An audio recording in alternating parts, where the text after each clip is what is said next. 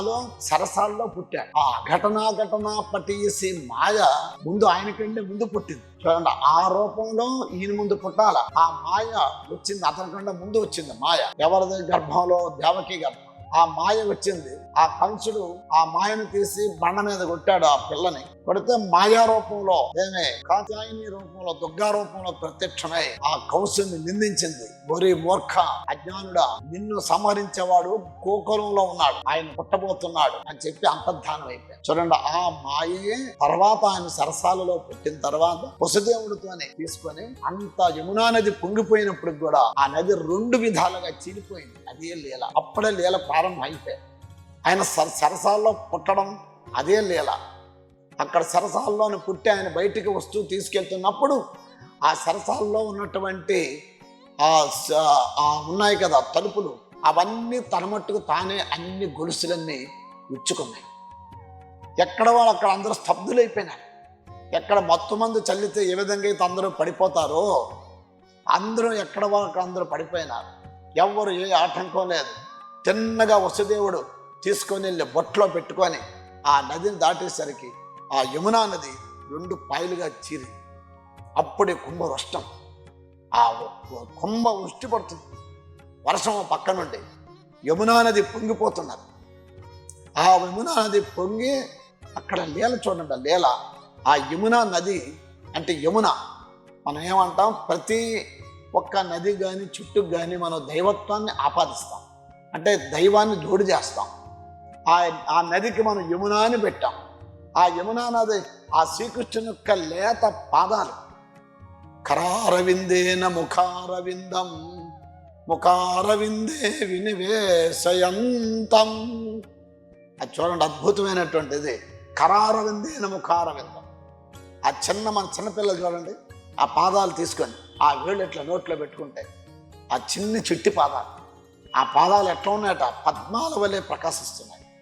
పద్మం ఎట్లా ఉంటుంది? ఎర్రగా, కొద్దిగా నీలిమేఘ రకంగా ఉంటుంది. అట్లాగే చిన్నపిల్లల యొక్క పాదాలు పద్మం వలె ఎర్రగా నీలిమేఘ శ్యామల రంగుగా ఉంటాయి. అట్లాగా ఆ పాద పద్మాలు తాకడానికి కొరకు యమున పొంగి ఆ కృష్ణుని యొక్క పాదాలు తాకి నమస్కరిస్తుంది.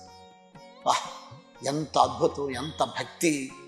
అందుకే భాగవతం భక్తి ప్రపత్తులతో నిండి ఉన్నది. గోపికలు కూడా అంత గొప్ప భక్తి తత్వం. అది రానున్న దీంట్లో వస్తుంది ముందుగా. మరి అటువంటి ఆ యమునా నది, ఆ యమునా మాత ఆ పాదాలకి నమస్కారం చేసి అప్పుడు ఆ జలం తగ్గిపోతుంది. వెంటనే ఆ వర్షం పడిన దానికి శేషుడు అనేటువంటి ఆదిశేషుడు వెనకను వచ్చి ఆయన యొక్క ఆ శిరస్సుల్ని వర్షం పడకుండా స్వామికి అడ్డుపడతారు. చూడండి, ఇది లీలా కాదా? ఇది ఎవరైనా నమ్ముతారా చెప్పండి? ఏ కట్టు కదా అనుకుంటారు. కాదు, ఏ లీల. లీల వేరు, మాయ వేరు, గారడీ వేరు. గారడీలు చేస్తుంటారు మనవాళ్ళు. ఆ ఇంద్రజాలం ఎట్లా అంటాడన్నమాట, ఎట్లా తీసి ఎట్లానే మాం పట్టు అంటాడు. అనగానే అది ఒక మామూలు చుట్టు అయిపోతుంది మన కళ్ళ ముందు మనం చూసాంగా. మన చిన్నప్పుడు మన ఊర్లో సర్కస్ వాళ్ళు వస్తుండేవారు. చూడండి, వాళ్ళన్నీ మన ముందే అప్పటికప్పుడే మామిడి చెట్టు చుట్టిస్తాడు. మామిడి చెట్టు పెరుగుతుంది, ఇంత చెట్టు అవుతుంది, దానికి కాయలు కాస్తాయి. మన ముందే కాయలు కోస్తే టకటక మన మొక్కలు కోసి ఇచ్చేస్తున్నాడు. మనం తిన్నాం.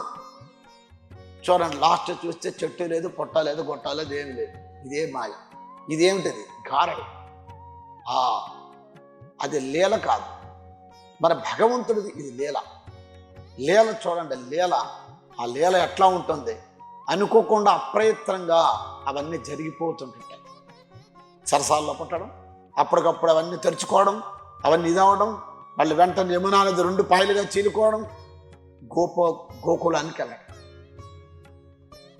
ఆ రాత్రి అర్ధరాత్రి. అది అర్ధరాత్రి ఏమిటి, పగలేమిటి? భగవంతుడు అసాధ్యం సాధ్యం అయిపోతుంది. నీకు నాకు అర్ధరాత్రి, నీకు నాకు భయం.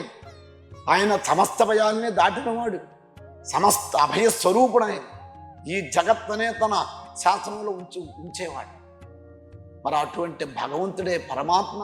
ఏ పరమాత్మ అయితే ఈ భూమిని సృష్టించాడు, ఏ పరమాత్మ అయితే సూర్యుని సృష్టించాడు, ఏ పరమాత్మ అయితే నక్షత్ర మండలాన్ని సృష్టించాడు, ఏ పరమాత్మ అయితే సముద్రాన్ని సృష్టించాడో, ఏ పరమాత్మ అయితే జగత్ అంతటిని సృష్టించి జగత్తుకు ఒక వైచిత్ర్యాన్ని కలిగించి చిత్ర విచిత్రమైనటువంటివన్నీ సృష్టించి అనేక జీవరాశులను సృష్టించి ఒక్కొక్క జీవరాశికి ఒక్కొక్క రకమైనటువంటి ఒక విధానాన్ని ఏర్పరిచినటువంటి సాక్షాత్ ఆ భగవంతుడి అవతరించాడంటే ఇక ఈ జగత్ ఎట్లా ఉంటుంది చూడండి. భూమి పులకరించిపోయింది. భగవంతుని శ్రీకృష్ణుడు పుట్టగానే దేవదుందువులు మురిగాయి. ఆకాశంలో పుష్పవాష్టం కురిసింది. భూమంతా తొలకరించింది. భూమంతా మనం చూడండి, మన శరీరంలో మనకి అద్భుతమైనటువంటి భక్తి సన్నివేశం కలిగినప్పుడు మన శరీరం అంతా గగుర్పాటు చెందుతుంది. అట్లాగే భూమంతా ఒక సస్యశ్యామలమై ఒక మంచి పుష్పాలు వాసన భరితమై ఎట్లయితే ఉంటుందో అట్లా మొత్తం భూమంతా కూడా అయిందట.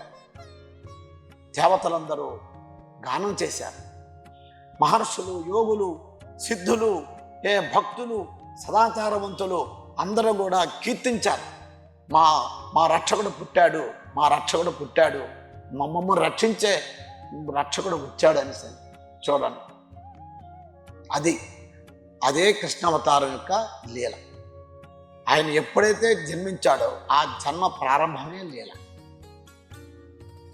ఆ లీల తన కంటిన్యూగా లాస్ట్ వరకు జరిగింది, ఎక్కడ ఆగలేదు.